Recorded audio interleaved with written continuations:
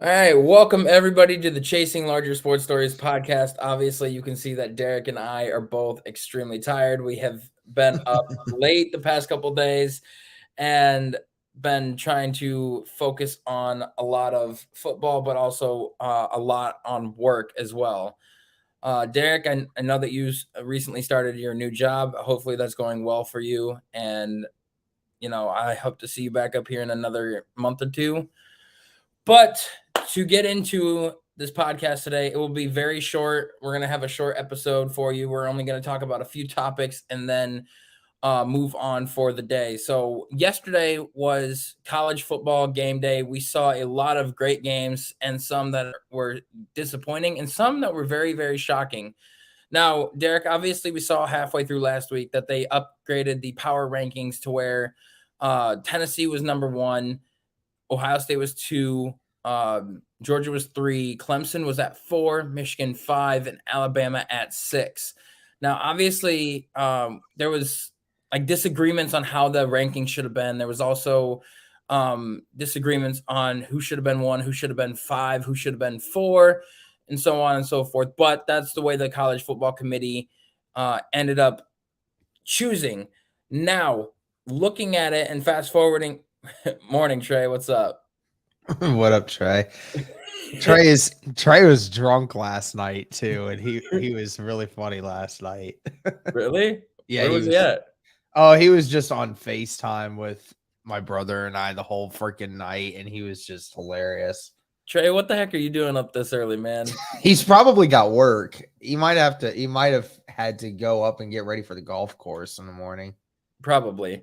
Anyway, so we saw a lot of these top teams play yesterday. We saw number 1 Tennessee play number 3 Georgia. We saw number 2 Ohio State play a terrible Northwestern team and honestly played like not so very good. I mean, granted the weather conditions were not ample They were for extremely unfavorable. yeah, For a team that likes to throw the football, that's the absolute worst weather you could have possibly had to throw the football in. yeah, Ryan Day should have definitely ran the ball more, but I think that he realized that towards the second half, and that's why he, kind of got the running backs Well, it going. also helps that Ohio State is not doing very good at running the football right now, and that's a very concerning thing that the Buckeyes can't run the football as well as they did early on. I know. And the fact that our run defense had a hard time stopping their run for a while, and that's going to be crucial when we play Michigan because Blake Corum is one of the best backs in the league, so we're going to have to be able to stop the run when it comes to that. So, granted, Ohio State didn't play very well. I think that might, like me and Derek were having this argument, that might affect their the way that the rankings play out because we know that the college football ranking committee likes to be specific when it comes to this. What they do is they favor in matchups, they favor in how they did against these matchups, and so on and so forth. Because obviously, Derek, early on in the season when Alabama played a Texas A&M team that almost beat them, that was unranked, they dropped from 1 to 3, and then we even saw them drop even further after Tennessee had beaten them. So, granted, we have seen them drop because they have not played unranked teams. And with Northwestern almost beating us and having a close game like that, we might drop 1, maybe 2 spots, but I don't see us dropping out of the top 4. What's your thoughts on some of these games yesterday? I know that the one that I really enjoyed seeing the most was the LSU and Alabama game, and seeing My LSU. brother and I were losing our minds last night when LSU won that. First things first, Georgia's on a pedestal all by themselves.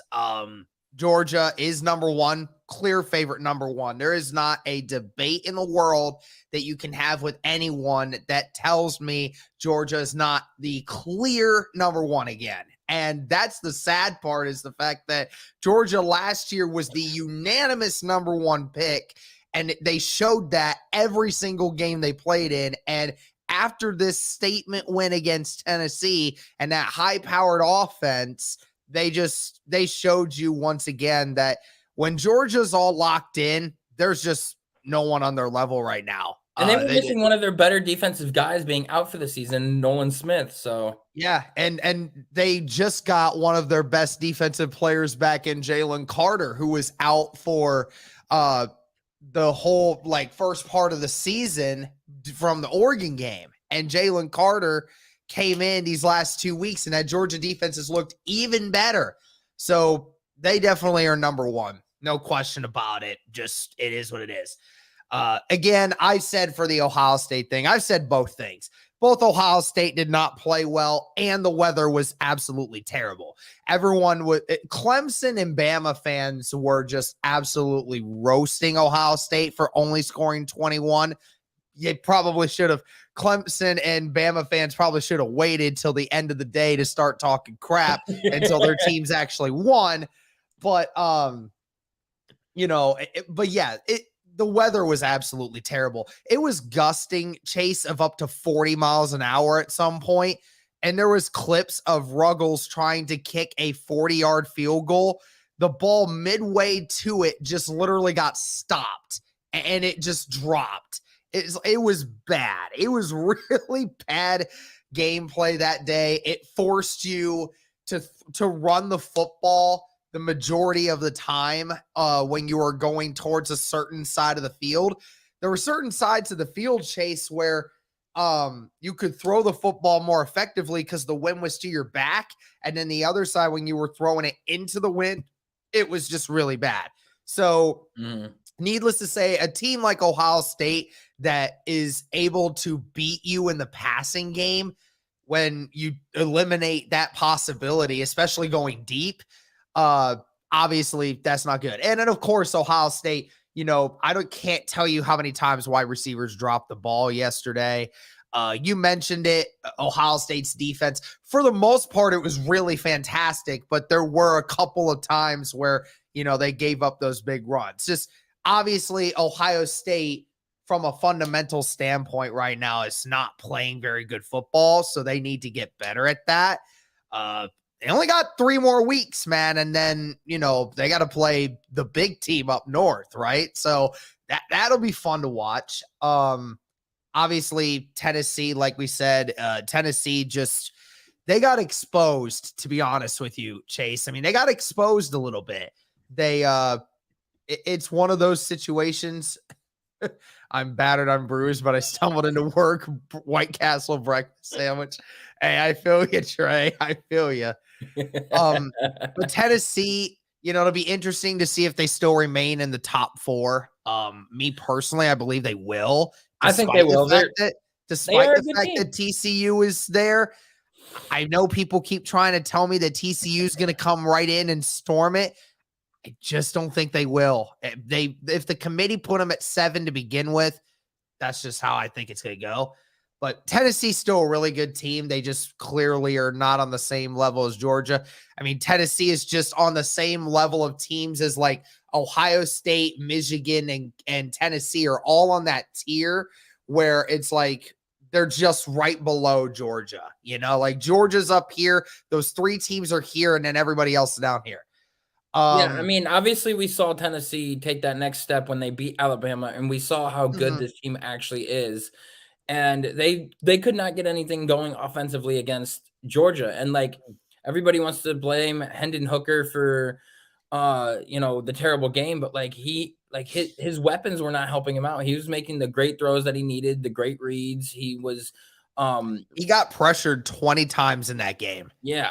That's 50% of his season total from the whole rest of the season, Chase. I mean, he was getting 50% of his total pressures in one game versus the entirety of the first 8 weeks that they played. I mean, that's insane. I mean, when you're getting that much pressure on a quarterback, I don't care how good their wide receivers are. And for once, a defense actually did not allow Jalen Hyatt to get behind them. And that's what happens. That's what happens when you do not allow Jalen Hyatt to just go streaking down the sideline, 50 yards, 60 yards, whatever it may be. And they don't give up touchdowns. How weird is that, right? I mean, it's so weird. Yeah. And Yeah, then no, like I still think that Hendon Hooker is in my top 3 quarterbacks for this draft. I oh still yeah, I think, mean, yeah, I totally agree. I mean, everyone's allowed to have bad days. It is one of yeah. those situations. Yeah, and Uh, the fact that people are dogging on him for a game, I'm like, it's Georgia. They are the clear best favorite and the clear best defense in the league. oh yeah, And the fact that you held them to 24 and you scored 13 on them, that's impressive by itself. But like, I don't think Tennessee's dropping out of the top 4. I don't believe so. I think that they're going to go 2-4. They're going to swap spots with Clemson. Clemson's going to be knocked back to probably 6 or 7. Alabama's going to probably be dropped out of the top 10 if we're lucky. And I then don't think they get dropped out of the top 10, but I definitely think they could be at 9 or 10 I think going into TCU it. falls to goes to 5, and I Yeah. think that Michigan moves up to 3. So I think that's how the power rankings are going to go. And for the other ones, I mean, Michigan eventually won by the total that they were expected to, except for the fact that they were losing going into the second half. But it didn't take them long to figure it out. The first 9 minutes of the second half, they went from being down 3 to being up by 20 in a matter of 9 minutes, right? So again, it goes to show you that they finally did what they were supposed to. It just took them longer than it should have. That was the problem. Exactly. Clemson obviously just got absolutely destroyed by Notre Dame last night. Notre Dame just dominated them in every aspect of the game. Clemson benched DJ again in that game. And then the next play, their backup quarterback proceeds to throw an interception in the end zone. So, and then later the next drive, DJ throws a pick 6. So, needless to say, Notre Dame had the game of its season. Marcus Freeman definitely saved his job with that win. That was a huge one. South Bend was praying to God for that kind of game this season. They needed it. And they absolutely needed it. And, Clemson, that is not good for Clemson. Don't care if they win the ACC championship now. They're gone. You're not making it in, but with that one loss now, it's just not possible. Like you said, me, with the Derek, Bama, I think that even after that Syracuse game, they should not have been in the top 4. I mean, there was teams that clearly played 10 times better than Clemson has over the past couple weeks, and they put Clemson at 4 over all these other teams, and that's what was shocking to me at this point. Is it safe to say that Notre Dame is now a quality win for Ohio State now? Because Notre Dame is now 6-3. They just knocked off the number 4 team in the country soundly. I mean, is it now safe to say that Notre Dame was actually a quality win for OSU now? I think it is safe to say, but is it also like too far-fetched to say that Clemson was only in the top 4 because of how Brand dominant bias. and popular they've been over the past few years? Yeah, it's brand bias, 100%. 100%. I mean, I think everyone had an issue with Clemson being in the top 4, because if you were going to make that argument, you should have made the argument for TCU to be in over them, because even though TCU had one less win over a top 25 opponent, the quality of the wins were just as good. And they also are leading Clemson in a lot of statistical categories. Their strength of schedule has been better. So it just made truly no sense to put Clemson in there at 4. I mean, if anything, I would have been okay putting Alabama at 4 before Clemson, because that's how much I don't like Clemson. And I just don't think Clemson's playing really well. Alabama, LSU, classic freaking game, man. Gosh, I love Kelly, after he decided to stop being a dork and just decided to coach football, the dude actually can coach. He actually is doing a really great job with LSU's program right now. And I'll be honest, I did not think LSU was that good. Did not think LSU was capable of beating Bama, but can we talk about Jaden Daniels for a second? I mean, Jaden Daniels was a transfer that came in. I forgot where he transferred from, but he's a transfer that came in.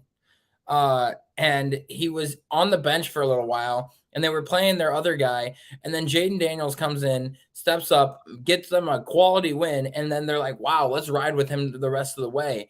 And now Brian Kelly has developed Jaden Daniels more as a better passer than what he was at his old school. And I think that's what's going to propel him next year to be one of the top QBs in the draft class. And I think that LSU has a bright future under Jaden Daniels next year. So we'll have to wait and see.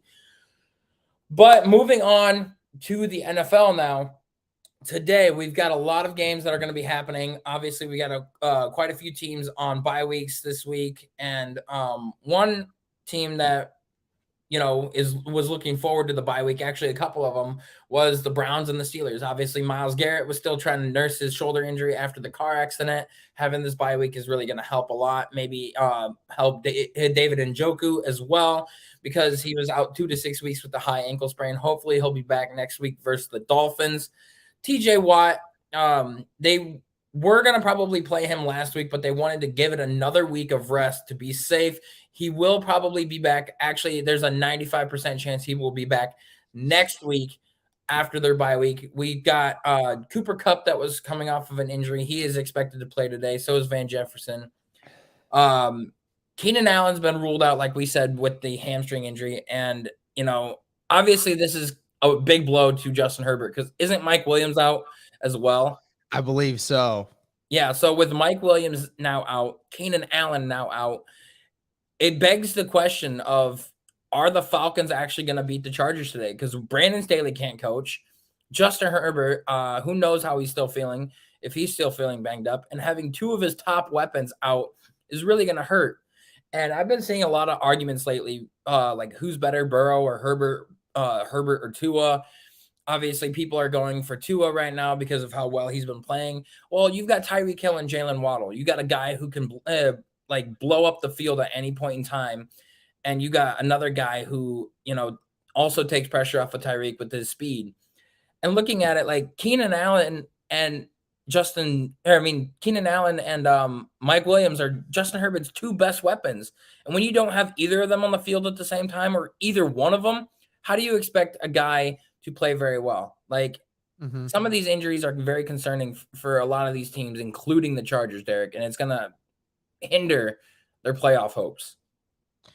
Yeah, I mean, it'll be interesting, especially for, like you said, the Chargers. I know for a fact that when it comes to a game, like when Indianapolis played Jacksonville the first week of the year, or the first time of the year, and, we didn't have Michael Pittman or Alec Pierce in that game, I know how bad that can be when you're reliant on your number 3 wide receiver to be your true number 1. So believe me, yeah, that'll be really bad for the Chargers going against a team and the Falcons that are a really scrappy bunch and really wanting to continue to keep this momentum up that they're on currently. We'll see how it goes though, because that last week was a miracle win.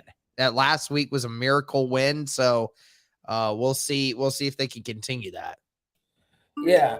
And we've also seen how DeAndre Swift was limited in practice this week. He might not play. James Conner is questionable right now to play for the Arizona Cardinals. And you've got a lot more people out. We've seen that Rashad Bateman is going to be out for the Ravens with season-ending foot surgery. So that is going to be a big blow to the Ravens offense. Obviously, we're going to see more of Devin Duvernay get picked or get more targets, and not a lot of key pieces are out. Like, obviously, if you go down the injury reports, J.K. Dobbins is on injured reserves as well. Looking at some of these names, Jordan Poyer's out for today for the Buffalo Bills. Micah Hyde's on injured reserves. Matt Milano's questionable. I'm going up and down looking at all the injuries that are going on in the league, and I did not realize how many star key pieces there are on different teams that are out. So, it begs the question of, when are we going to start seeing these guys get healthy? When are we going to start seeing a change in the way that these players are getting treated? And when are we going to start seeing a change in the fields that they're playing on, because obviously a lot of these knee injuries, ankle injuries, Achilles injuries that you're seeing are probably due to the turf that they're being played on. And, we've heard George Kittle talk about this. We've heard Travis Kelce talk about this.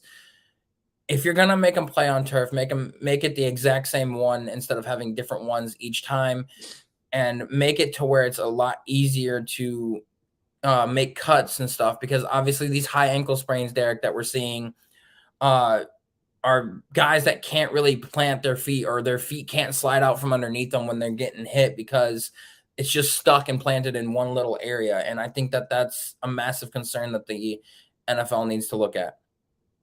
Yeah, I mean, we had this discussion several times over already that, it's time that the NFL decides to stop going into turf business and starts implementing grass fields. There's a couple teams that do it still, and it's clear that the number of lower body injuries is less on those fields than it is on others. So, it's time that things start changing. I mean, they talk about player safety, right? But, the player safety only matters to the head, not down below, where, you're just as likely at this point to, you're almost as likely to have a career-ending injury or a life-changing injury, for that matter, down below is what you would normally get. So, it's time for them to start figuring that out and start realizing player safety goes both ways. Exactly. So now we're going to move on to our predictions for this week. Derek, do you have the list? Obviously, Yep. We saw last week that I did dog shit. So today, hopefully I can redeem myself and do a lot better with the way that these are. I think both of us can agree that we both picked the Eagles for Thursday Night Football. Yeah, I think we both would have said that. So we'll give ourselves that, because we definitely would have both said that. So I did talk to somebody at work. I told them, I was like, the only way I would have not picked the Eagles is if Brandon Cooks was playing and Nico Collins was playing and AJ Brown, Devontae Smith, Miles Sanders were all out. I would have picked the Texans at that point, but no. There's no way that they were going to win. And when I saw that the score was tied going into the third quarter, I'm like, damn, are the Texans actually going to pull off this upset? And then they just got blown out. Mm-hmm. So, all right. Well, yep, we both had the Eagles, so I'll just go ahead and write a W in that one off the bat, since we already know and I don't have to worry about it. But anyway, so next game, the one we were talking about earlier, and that is the Los Angeles Chargers versus the Atlanta Falcons. With Allen being out, and I think Mike Williams is out too, I'm actually going the Chargers in this one. You're going to go with going with the Falcons in this one, because I was going to say, like, what the heck? With those two being out, I'm going with the Falcons. I mean, you've got a lot of key pieces that are out for the Chargers, and we've seen a bunch of scrappy teams go up against them, and the Chargers have been very, very disappointing this year in terms of the teams that they are playing and the teams that have beaten them that they should have or not lost to, and then the teams that they are winning against that they shouldn't have. So like the Browns, for example, like their record is showing that they're good, but the way that they're playing is not showing that they're good. And yeah, I just double checked. Mike Williams and Keenan Allen are both out for this one. Okay. And AJ Terrell's out for the Falcons as well. Mm-hmm. Yeah. I don't like the way the Chargers are playing right now, even if they have Austin Eckler out there. I just don't like the way they're playing football right now. The Falcons are different. Falcons are actually playing winning football. I know I always have a rule against picking teams that, win off of miraculous game-winning picks the next week. But with the way the Chargers are playing right now, I think I have to pick the Falcons. So I'll go Falcons as well.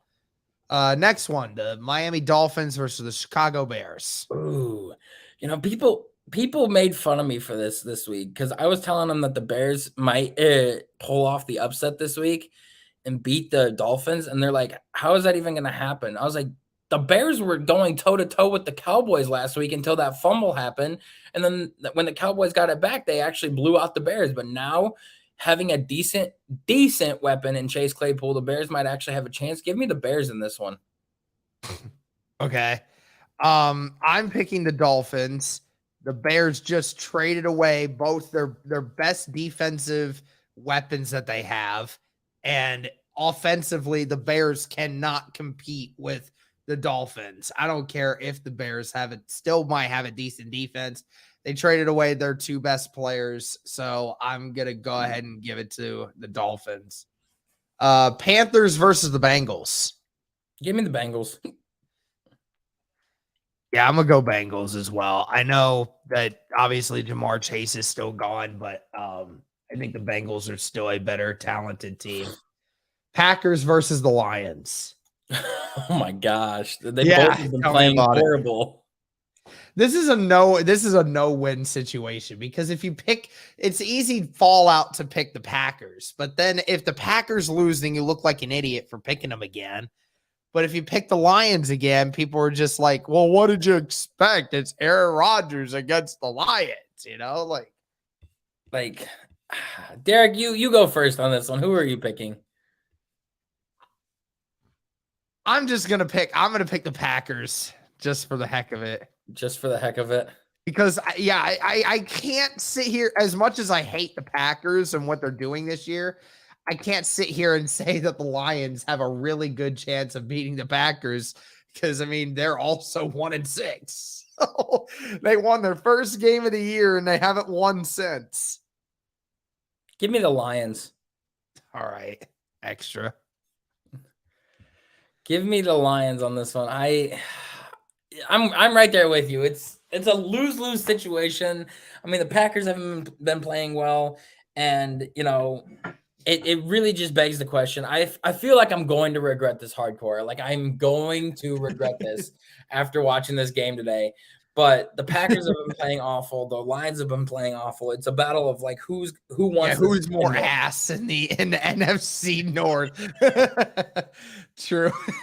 Isn't it? That's crazy because like there's Minnesota at 6-1 up here and everyone else is down here. Like who's the worst? Who's the most shit? The shocking thing is the Bears are in second place. Yeah, the Bears are in second place. Unfreaking believable. All right. The Raiders versus the Jacksonville Jaguars. Oh my gosh. Another one. Yeah. Two teams that are 2-6, while the Raiders are 2-5, I guess. Sorry. The Raiders have no secondary, and their defense, and they might potentially be having another quarterback playing in that game too. From what I heard, that Derek Carr may not actually be starting. Potentially, why? I don't know. They're looking to try to find a spark offensively, and I don't remember if Darren Waller's out for this game. I think they said if he wasn't, he was going to be limited. I've got the injury report for everybody on this list. It says Darren Waller is questionable as of today. Okay. Me, Chase, I'm going with the Jacksonville Jaguars. I think they can run the football. I think the Jaguars are wanting to take advantage of a poorly coached team. I think they want to have a chance to right the wrong of what's been going on recently. I think they're itching for a win.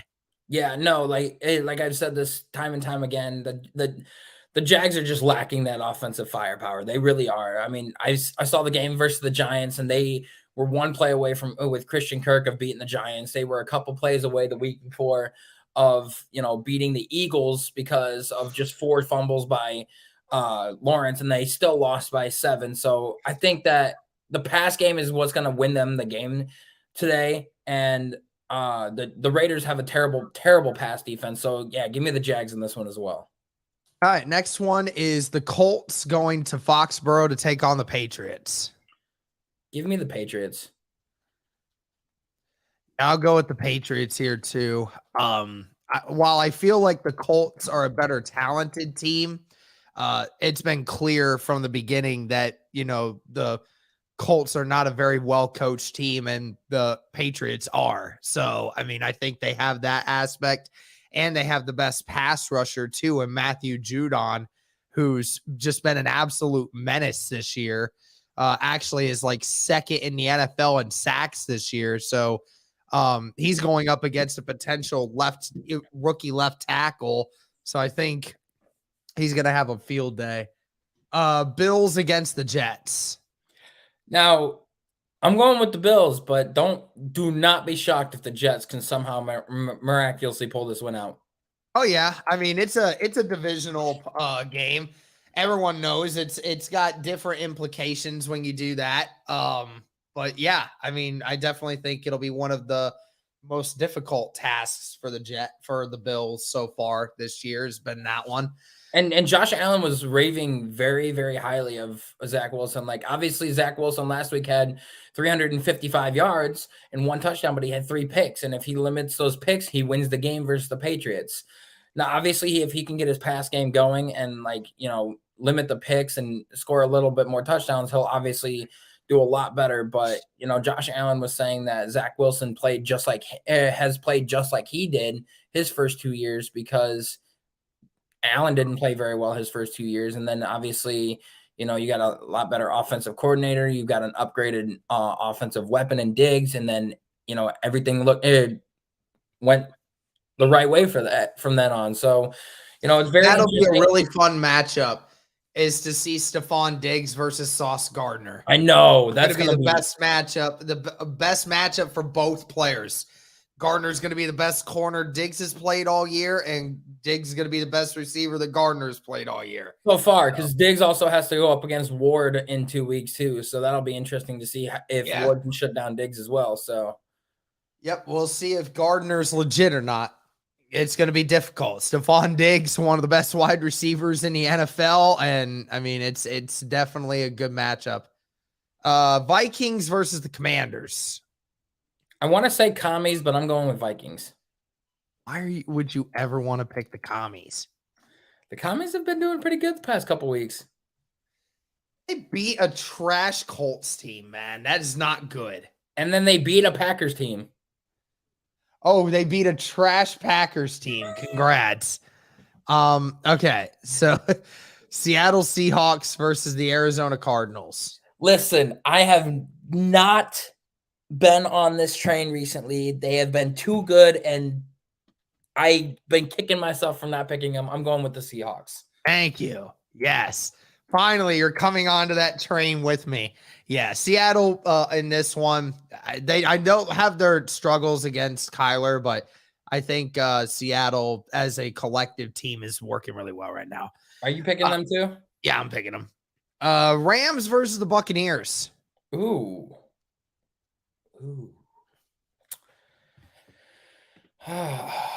Give me a second before I pick them. Okay. Let's see. Me personally, I think I'm going to go with the Bucs. I mean, Tom Brady does play very well against against the Rams, but well, there's 2 things that the Buccaneers look to try to do in this game that the Rams are not good at. One, run the football.